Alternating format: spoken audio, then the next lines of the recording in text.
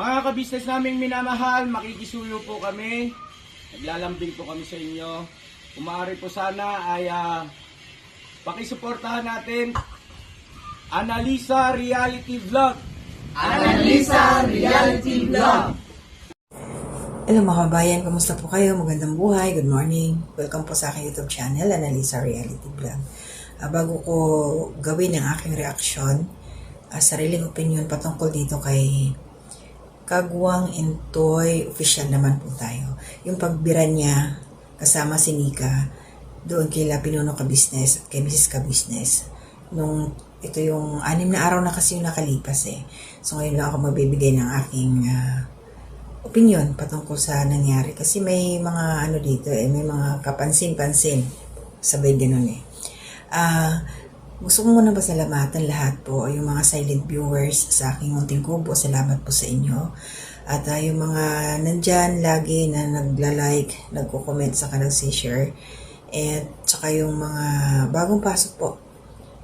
Salamat sa inyo. Salamat po sa suporta. At gayon na rin ho, suportahan ho natin ang ating pinuno, Ka-Business Official, Papa Dins TV, at yung Ka-Business Family Channel po nila na isa. And shout out po sa lahat ng aking mga kasamahang mga reactors. Sila si Anime Reactors TV, Taong Gala, Ma'am Fleurs Channel, Kalingap Turak, Katangay PLC, and si Almeida Mix Vlog. Yun po. So ito ngayon,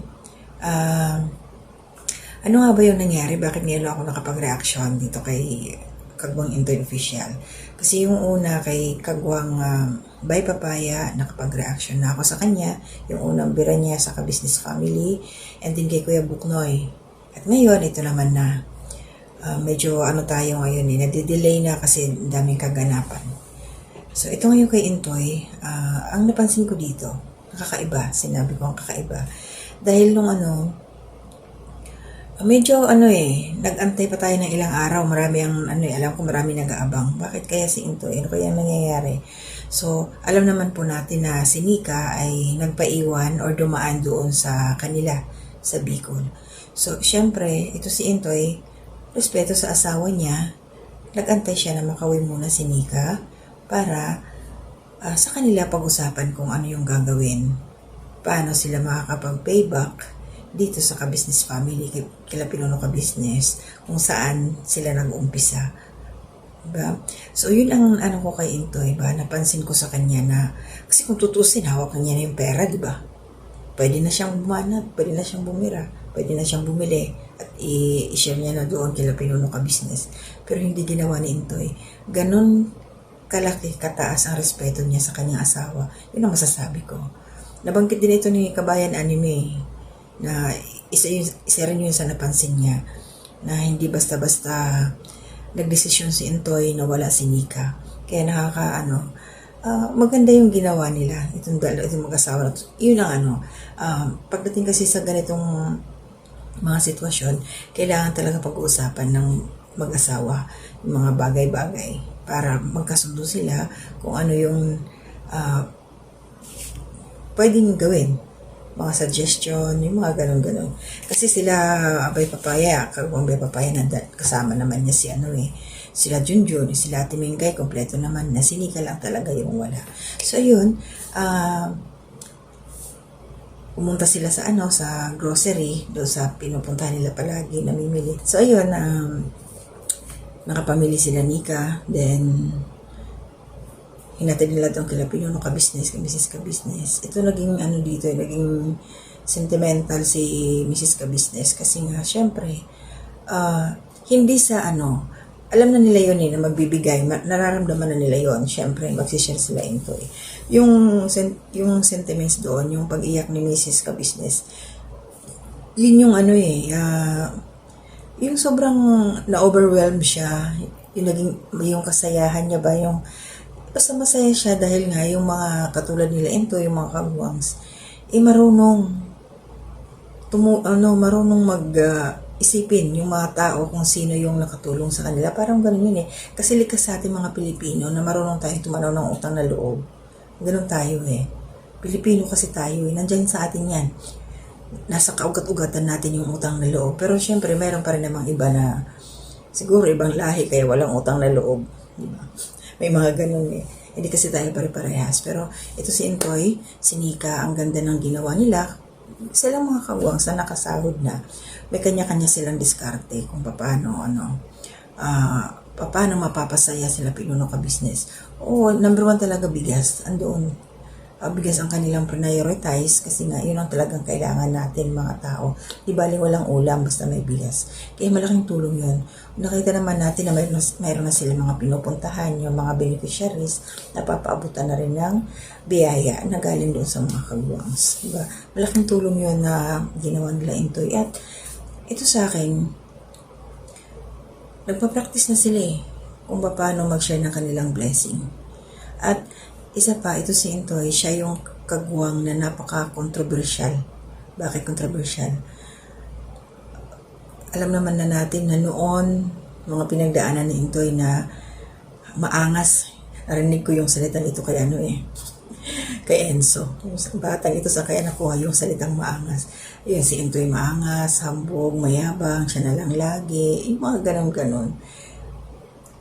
Nami-misinterpret nila yung batang ito kasi si Intoy para sa akin siya marami siyang alam, skilled, marami siyang skill si Intoy. Lahat naman sila ng mga kagwangs, kaya lang iba-iba yung kanilang mga kaalaman, hindi sila pare-parehas kasi tayong mga tao, kaya nga individual kahit kambal magkaiba pa rin. So may kanya-kanya tayong individuality. So nagkataon lang ito si Intoy talaga na marami siyang alam. Kasi nga matagal na siya dun kila pinuno ka business. So marami siyang natutunan. Marami. So nakita naman natin kung paano yung mga galawan ni Intoy. Ganun.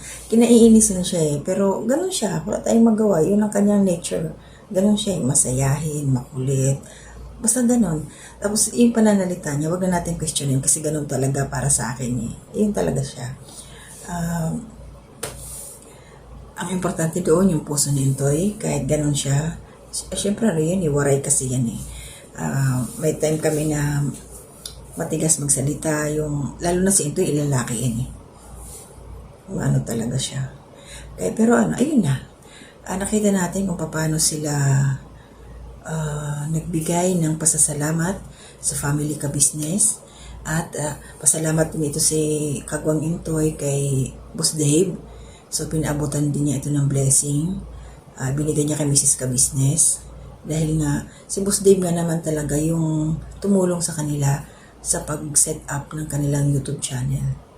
Kaya malaki ang papel dito ni Boss Dave. Dahil nga, naturuan nila itong ating mga kagwangs. At si Budang din, nabigyan ng blessing. Nakakatawa yung batang tanong, narinig yung pangalan niya. Biglang active, lumapit. Tinawag na siya ng mama niya. Diba?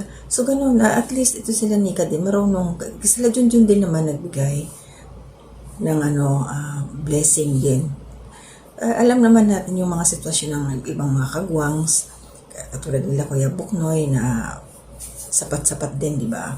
Pero syempre nag-uumpisa pa lang. At least, nakita na natin ang umpisa na yung tatlong kagwangs natin, kagwang Bay Papaya, kagwang Buknoy official at si kagwang Intoy official ay nakapag-abot na ng blessing sa ka-business family galing doon sa kanilang sinahod sa YouTube, yung revenue nila. And syempre, ito naman ngayon, meron tayong second batch. Suportahan natin ang ating tatlo, si Bong, kagwang Bong official, kagwang Burnok official at saka si Kagwang Bugi official. So yun, tuloy-tuloy lang po tayo, suportahan lang natin ang bawat isa kasi ito nag-uumpisa pa lang talaga sila at nakikita naman natin kung ano yung kanilang mga ginagawa. Basta good vibes lang po tayo. Magbigay lang tayo ng mga magagandang komento para mag-improve pa lalo ang bawat isa. Kaysa naman ihilahin natin pababa, diba? Kasi hindi lang naman yung para sa sarili nila, nakakatulong din sila sa ating kapwa sa kapaligiran. Kaya yung mga hindi po nakasubscribe sa aking YouTube channel, please support po. Kasi darating din yung tamang panahon, tamang araw, o kung kailanman, hindi ako mangangako. Basta kikilos tayo kung ano yung ating makakayanan. Katulad ng unang sinabi ko, remind ko lang, gagawin ko talaga yun once ako'y nakauwi na. tatambay ako sa aming health center kung sino yung may dalang reseta na bago, tutulungan ko yun. Depende kung ano yung mangyayari. Kaya please support po ng aking YouTube channel. At yung mga gusto pong mag-join, meron ho, mag-join na lang po kayo para may maipon din po tayo na maitutulong natin sa ating mga kababayan. Pag ako'y nakalaya, pag ako'y nakalabas na nakauwi na po dito. Yun po. So maraming salamat sa suporta ninyo. At shout out po kay Ate Marilyn. Good morning po. Nicor Samiliano Ralph.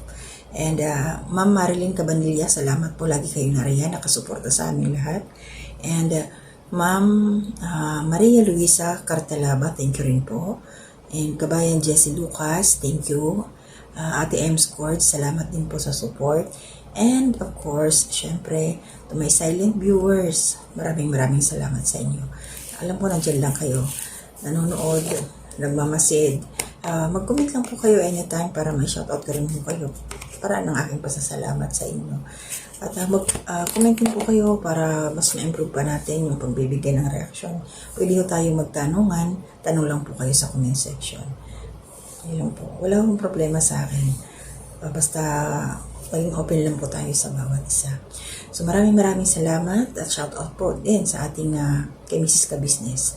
Good morning po kay Budang, good morning kay Busday, good morning, and shout out na rin po kay Sir Wakiwak TV and also kay Daryl, yung ating editor po ng Ka-Business Family, Papa Dins TV at saka and katuwang ni Busday, yan si Daryl. At yung mga kasag natin, shout out sa inyong lahat. Si Kasag Cyclops, then si Kasag Kenneth, na siya, member na ng Ka-Business Family. Gagawa ko pala ng reaction yan. Si Kasag Kenneth. Okay, so yun lang po ang aking reaction ngayon. Maraming salamat po. Mag-ingat po tayong lahat sa araw-araw na ating mga gagawin. Lagi ho mag-pray bago lumabas ng bahay. At pagdating ng bahay, mag-pray po tayo sa ating kaligtasan palagi. Nakauwi ng safe, ganun po yan. At yung mga nanay dyan, nanay, tatay, walang pahinga ang ating pag-iipon dahil malapit na naman ang enrollment ng ating mga anak. Laban lang po. Mga kabataan, please mag-aral kayo mabuti. Kung meron kayong chance na nandyan yung mga magulang ninyo na sumusuporta sa inyo, huwag nyo sasayangin bawat sentabo kasi pinaghirapan yan. Naming mga nanay at tatay. Pagigihan nyo yung pag-aaral kasi yun nga, yun lang yung kayamanan na ipapamana namin na mga magulang ninyo. Maliban na lang doon sa mga mayayaman na talaga na as in wala ng problema sa pera. Pero tayong mga nagsisikap lang para makarako sa pang-araw-araw, sipagan ng pag-aaral para mas mapaganda ang buhay sa future. So yun lang po, maraming salamat talaga at hanggang dito na muna, hanggang sa muli. Ingat po tayo, to God be the glory. Bye-bye po.